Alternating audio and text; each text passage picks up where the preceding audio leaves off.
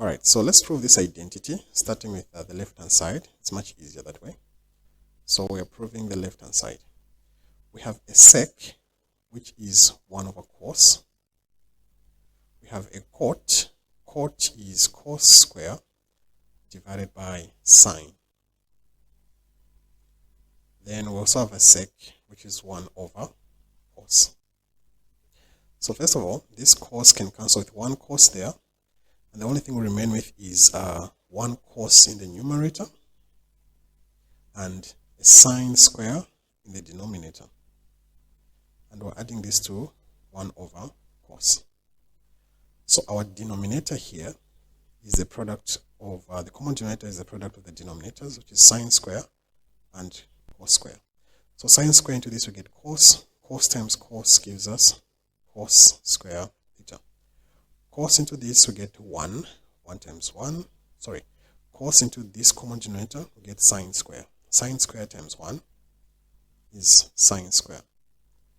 Now in the numerator we know that sine square theta plus cos square theta is 1. So we have 1 divided by sine square theta and cos theta, like that. All right, so now let's separate them. This implies that we have 1 divided by sine cos sine, like this. Then this will become 1 over sine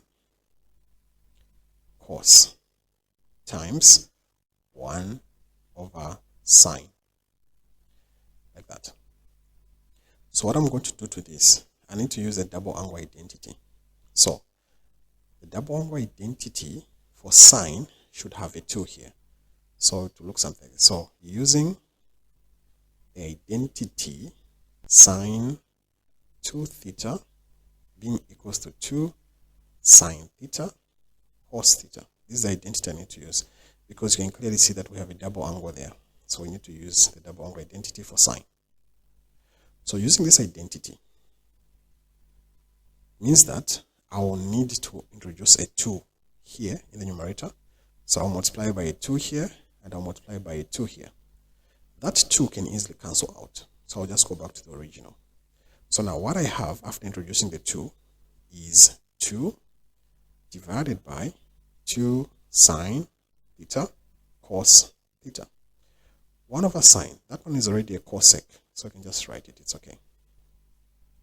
Now in the denominator, since we have 2 sine theta cos theta, using the double angle identity, this will just be 2 over sine 2 theta times the cosec.